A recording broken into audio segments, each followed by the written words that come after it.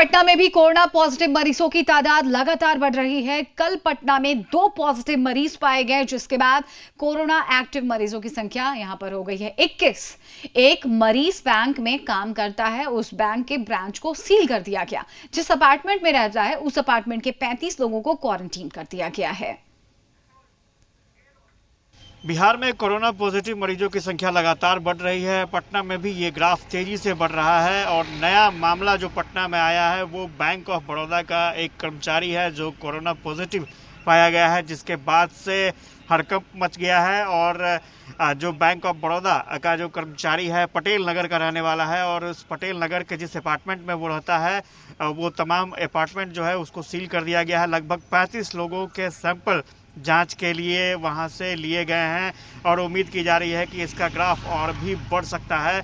बता दें आपको कि खाजपुरा में 17 लोग जो हैं वो पॉजिटिव पाए गए हैं और ठीक उसी तर्ज पर वहां पर कैश वैन में काम करने वाला एक शख्स था, उसकी पत्नी को कोरोना हुआ था और उसके आसपास के लोगों में भी कोरोना पॉजिटिव पाया गया और लगभग 17 लोग चपेट में आ गए थे। अब ताज़ा मामला बैंक ऑफ बड़ौदा के कर्मचारी का है, वो पॉजिटिव पाया गया है। आगे आने वाले समय में उससे रिलेटेड जितने भी स्टाफ होंगे उनकी भी सैंपल ली जाएगी, जांच की जाएगी।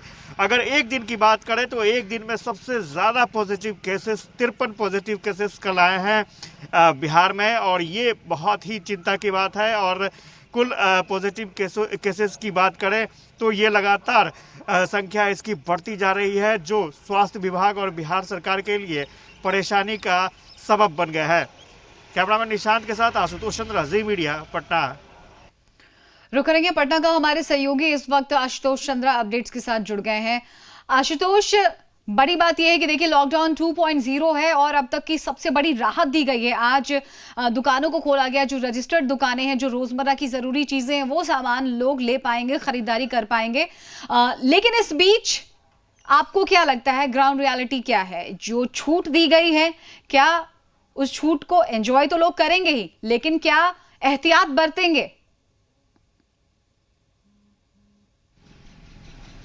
देखिए, बड़ा सवाल यही है, चूंकि गृह मंत्रालय की तरफ से जो आदेश आया है उसमें यह है कि हॉट स्पॉट जोन में ये दुकानें नहीं खुलेंगी। बिल्कुल। जो दुकानें खुलेंगी वो हॉट स्पॉट जोन से बाहर खुलेंगी।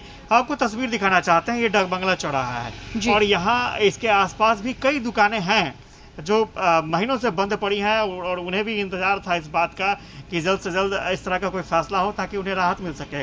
अब जरा अंदाजा लगाइए कि यहाँ पर बहुत सारी ऐसी दुकानें हैं, क्योंकि ये इलाका फिलहाल हॉट स्पॉट जोन में नहीं है और यहाँ पर ऐसी कई सारी दुकानें हैं जो खुल सकती हैं। अब एक छोटी सी तस्वीर मैं आपको दिखाना चाहता हूँ। ये ऊपर बैंक ऑफ बड़ौदा का ब्रांच है और इसी ब्रांच के एक स्टाफ को कोरोना पॉजिटिव पाया गया है। तो ऐसे में सवाल ये उठना लाजिमी है कि क्या वाकई इसके नीचे की जो दुकानें हैं वो खुल पाएंगी, क्योंकि आप देख रही होंगी कि लगातार जो केसेस हैं वो यहाँ पर जांच अभियान चल रहा है, सर्च स्क्रीनिंग चल रही है और हर दिन नए क्षेत्रों में कोरोना पॉजिटिव पेशेंट पाए जा रहे हैं, मरीज पाए जा रहे हैं। तो क्या ऐसे में इस फैसले को लागू करना इतना आसान हो पाएगा? मान लीजिए आज आपने दुकान खोला और आज ही पता चलता है कि आपके आसपास का कोई आदमी जो है वो पॉजिटिव हो जाता है, तो ऐसे में तत्काल उस दुकान को बंद करना पड़ेगा।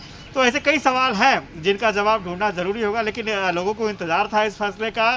दुकानें खुलनी चाहिए। हालांकि बिहार में अभी तक कोई नोटिफिकेशन नहीं आया है सरकार की तरफ से कि बिहार सरकार किस तरह से इस फैसले को देखती है। बिल्कुल, लोगों को भी थोड़ा संयम बरतना पड़ेगा आशुतोष। इस तरह की छूट और राहत दी भी गई है तो लोगों को एहतियात बरतना बहुत ज्यादा जरूरी है। बने रहिए आशुतोष, लौटेंगे आपके पास।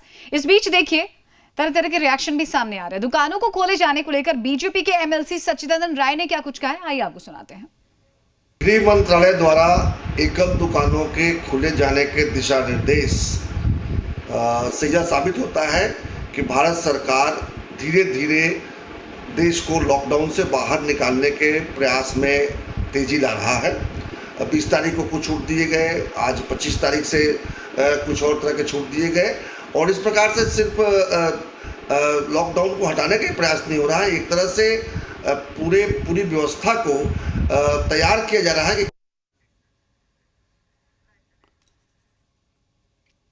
बिल्कुल, देखिए गृह मंत्रालय की तरफ से ये निर्देश जारी किया गया है और एक सूचना भी जारी की गई है। आशुतोष, हमें जरा ये बताइएगा, जब आप आज घर से निकले होंगे तो फिर आपने क्या कुछ देखा, कुछ कोई तब्दीली, कोई सुगबुगाहट? यहाँ पर कुछ दुकानें खुली नजर आई आपको? इस इलाके में तो फिलहाल दुकानें बंद हैं जहां पर आप हैं मौजूद। देखिए सर, मैं कैमरा पर्सन से कहूंगा थोड़ी तस्वीर भी वो दिखाते रहे वर्तमान जो हालात हैं। ये बात सही है कि फैसला हो गया है, लेकिन अभी तक इम्प्लीमेंटेशन, यानी कह सकते हैं कि राज्य सरकार ने अभी तक कोई फैसला लिया नहीं है, क्योंकि अगर ऐसी कोई भी बात होती तो उसका नोटिफिकेशन सरकार की तरफ से जारी हो जाता और जिला प्रशासन को विशेष तौर पर दिशा निर्देश भी दिया जाता।